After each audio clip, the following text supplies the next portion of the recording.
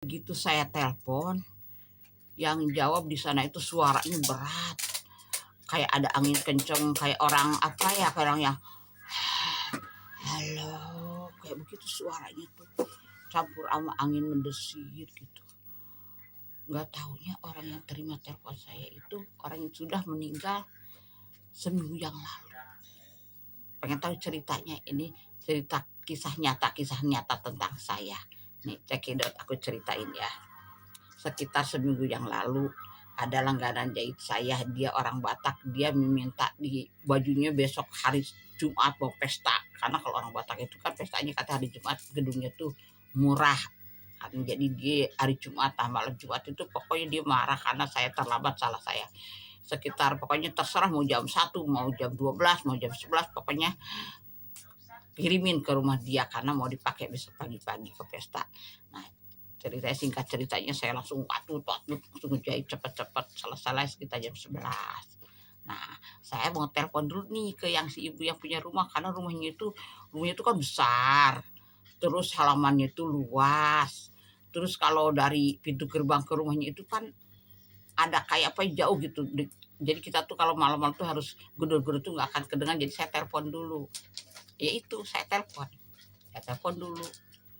Pas saya pencet nih nomor telepon itu, saya kok tahu-tahu sebelum yang ada yang suara ngangkat, tapi langsung kayak angin tuh kayak wus gitu, kayak suara angin sekarang gini. Kayak napas yang ini, yang napas yang sesek, orang yang sesek gitu. Langsung dia jawab gini, halo gitu. Ya saya nggak berpikir macam-macam saat itu, saya bikinnya oh itu suami si ibu. Saya langsung gini, oh iya Pak, tolong sampaikan sama ibu tuh nunggu di teras. Biasanya kalau gedor di gerbang, ibu langsung bukain pintu karena terlalu jauh. Tolong ya Pak ya, saya mau nganterin jahitan ke situ ya Pak ya, terima kasih. Langsung saya tutup nih handphone saya tuh, udah selesai. Saya langsung berlari lah ke rumah di jam 11 malam, udah gelap-gelap, berani di gang udah sepi, udah bodoh jalan. Begitu nyampe rumah dia, benar di halaman rumah dia tuh kan luas itunya, apa yang taman-taman dia tuh punya pohon-pohon yang gelap-gelap gulita begitu ya. Nah terus akhirnya saya tuh geduk-geduk lah, kok si ibu dari telepon kok nggak keluar. Ayo saya teriak-teriak udah agak kencang, buka pintu. Baru dia keluar, nih Bu Yati tukang jahit, tolong gitu. Langsung keluar, kok Mbak Yati nggak telepon dulu? Lah saya tadi kan telepon mana, saya nggak ada berdering telepon dia bilang. Ya Allah ibu, bener saya ngotot. Akhirnya untuk saya kan bawa handphone, saya unjukin nih, ada tulisannya berapa detik gitu, ada tulisannya berapa detik ngomong di situ, ada jamnya nih 10 menit yang lalu nih, sekitar 10 detikan saya ngomong. Cuma saya bilang saya mau datang, tolong sampaikan yang terima bapak-bapak. Ibu itu langsung mukanya langsung agak kaget, hah bapak-bapak, coba lihat. Dia langsung lihat ke ini, ke telepon. Lah gagang teleponnya aja nggak pas gitu. Ini tempat telepon, gagangnya itu bukan di sini, jadi agak geser begitu dikit.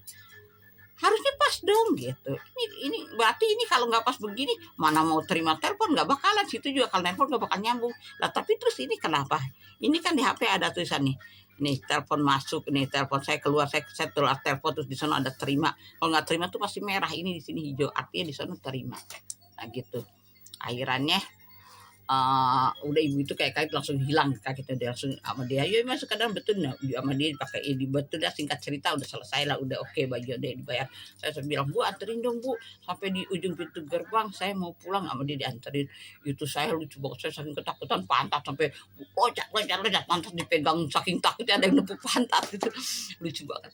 Terus akhirnya pas begitu saya nyampe dekat rumah saya tuh ada warung-warung gitu kan, suka sampai pagi ya, warung Madura. Dia nanya tuh si ibunya, Bu Yati dari mana malam-malam? Nganterin jahitan. Terus ibu pasar ibu yang belakang apa tuh?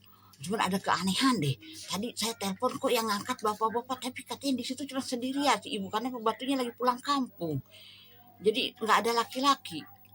Itu kan suaminya baru meninggal tabrakan, yang pemabok dan peminum pejudi itu mau meninggal seminggu yang lalu. Saya langsung, wah, jadi yang nerima telepon saya itu siapa?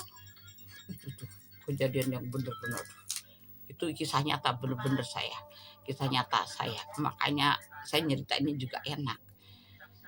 Ini pelajaran dari saya, tapi ya nggak apa-apa, yang penting dia nggak ganggu. Alhamdulillah, terima kasih, segitu aja.